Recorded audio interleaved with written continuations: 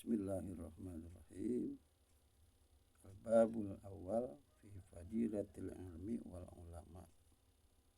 Yang pertama tentang menjelaskan tentang keutamaan ilmu dan ulama.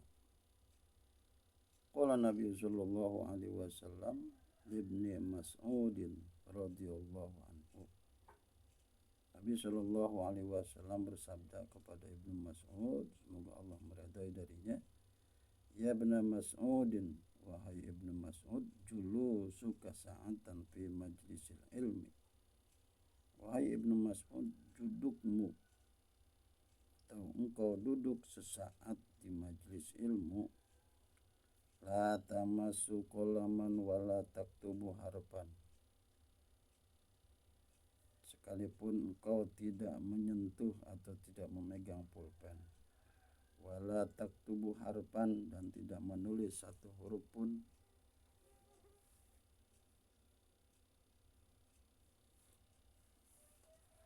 khairul laka min itqi alfi raqabatin, niscaya lebih baik bagimu daripada membebaskan 1000 orang budak.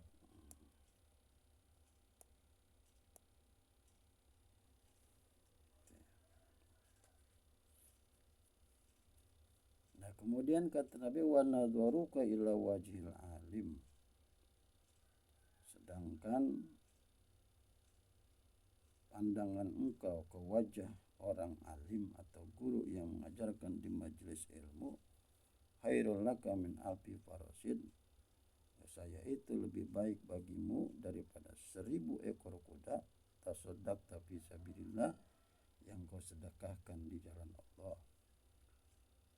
Wa salamuka 'alal alim, sedangkan ucapan salam engkau kepada orang alim, pada guru di majelis ilmu, khairul laka min ibadati alfi sanatin, itu menjadi lebih baik bagimu daripada beribadah 1000 tahun. Berarti kalau kita mengikuti pengajian, duduk di majelis ilmu, sekalipun kita enggak menulis satu huruf pun, ya, karena enggak bawa pulpen bisa jadi, ya, maka itu masih jauh lebih baik daripada kita memerdekakan 1000 budak. Kemudian pandangan kita, penglihatan kita kepada guru di majelis ilmu juga itu lebih baik daripada kita bersedekah dengan 1000 ekor kuda, kita sedekahkan di jalan Allah, maka itu masih lebih baik daripada jadi kita lebih baik duduk di majelis ilmu dalam rangka mempelajari suatu ilmu, ya, dalam rangka mengikuti ta'lim, maka itu lebih baik daripada kita memerdekakan budak, 1000 budak, kemudian bersedekah dengan 1000 ekor kuda di jalan Allah. Itu masih kalah dengan keutamaan daripada kita duduk di majelis ilmu mendengarkan pelajaran-pelajaran yang disampaikan oleh guru. Bahkan ucapan salam kita kepada guru di majelis ilmu, maka itu lebih baik daripada beribadah 1000 tahun.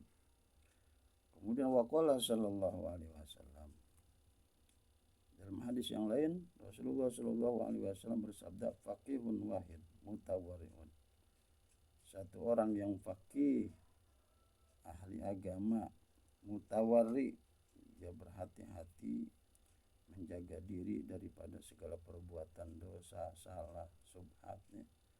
Nah, itu orang yang seperti ini, satu orang faqih yang mutawarri, asyaddu 'ala syaitan, itu jauh lebih berat bagi setan, min alfi abidin, daripada 1000 ahli ibadah, mujtahidin, padahal dia sungguh-sungguh, mujtahidin jahil, ya, wari'in, dan dia juga sama, dia berhati-hati dalam persoalan dosa, salah, dan subhat. Tetapi orang yang faqih itu masih lebih berat bagi setan daripada 1000 orang ahli ibadah tapi tidak faqih, ya. Hanya ibadah saja, ilmunya kagak, pahamnya keagamaan nggak ada, maka itu masih kalah dengan satu orang yang faqih, yang warok, yang berhati-hati, ya, yang menjaga diri dari segala perbuatan dosa, salah dan subhat. Kemudian dalam hadis yang lain, waqala sallallahu alaihi wasallam, fadlul alim, keutamaan orang alim, orang yang berilmu, alal abid, atas ahli ibadah, atas orang yang ahli ibadah, atau atas orang yang beribadah, kafadlil qamari lailatul badri alal kawakib, itu keutamaannya seperti keutamaan bulan malam purnama atas bintang-bintang. Jadi orang alim itu artinya lebih utama daripada orang abid, orang berilmu, orang pandai, orang ahli agama, itu jauh lebih afdol, lebih utama daripada orang yang ahli ibadah. Wa qala sallallahu alaihi wasallam dalam hadis yang lain, man intaqala yata'allamu ilman, orang yang berpindah untuk mempelajari suatu ilmu, kufira lahu qabla ayyaktu, niscaya diampuni baginya dosanya sebelum dia melangkahkan kakinya untuk berpindah dari tempat yang satu ke tempat yang lain. Wa qala sallallahu alaihi wasallam dalam hadis yang lain, Rasulullah sallallahu alaihi wasallam bersabda, akrimu al ulama, muliakanlah ulama, muliakanlah ahli ilmu. Fa innahum indallah, karena sesungguhnya mereka di sisi Allah, karumau mukramun, orang-orang mulia yang dimuliakan.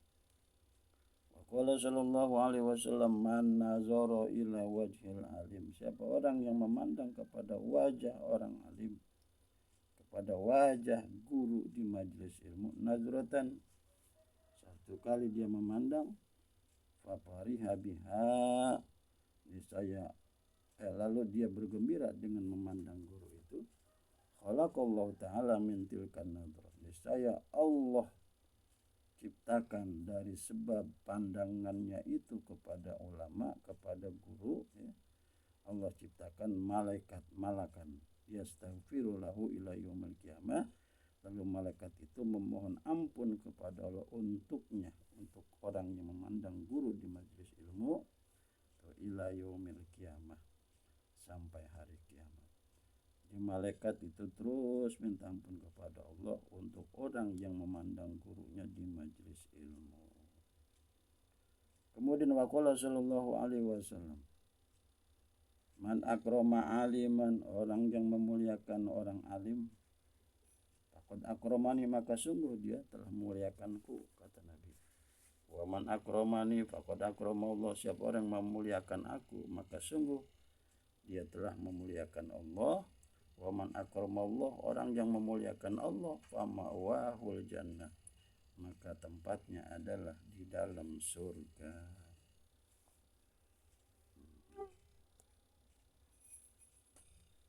Kemudian dalam hadis yang lain, waqala sallallahu alaihi wasallam, naumul alim afdalu min ibadatul jahil, tidurnya orang alim itu, orang berilmu itu lebih afdal daripada beribadahnya orang jahil, orang bodoh. Jadi orang alim tidur masih jauh lebih baik daripada orang bodoh beribadah. Karena kalau orang alim, kalau dia mau tidur dia wudu, kemudian dia baca ayat kursi, kemudian dia baca sholawat, dia zikir, sebelum dia tidur, ya, nah dia baca doa. Nah, tapi orang yang jahil, orang bodoh, dia beribadah, terkadang wudunya saja dia tidak sah. Padahal kalau sholat itu, kalau wudunya enggak sah, maka sholatnya juga menyebabkan enggak sah. Jadi kita kembali, intinya tidurnya orang alim, orang berilmu itu masih lebih baik dan lebih afdal daripada beribadahnya orang jahil. Pernah ada orang jahil beribadah dia sholat di sisi Nabi. Setelah sholat kemudian dia datang kepada Nabi, lalu Nabi perintahkan dia untuk sholat lagi. Dia selesaikan sholat lagi, kemudian dia datang kepada Nabi, kemudian kata Nabi sholat lagi sampai kemudian 3 kali. Ini menandakan orang itu adalah orang yang jahil, yang sholatnya itu tidak sempurna.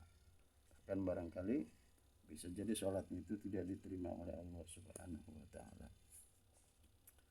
Kemudian waqala sallallahu alaihi wasallam, man ta'allama baban minal ilmi, siapa orang yang belajar satu bab daripada ilmu, ya'malu bihi aw lam ya'mal bihi, baik dia amalin atau tidak diamalin, kana afdhala min an yusalliya al-faraqatin tatawuan, saya masih lebih afdol daripada orang yang sholat 1000 rakaat daripada sholat sunnah.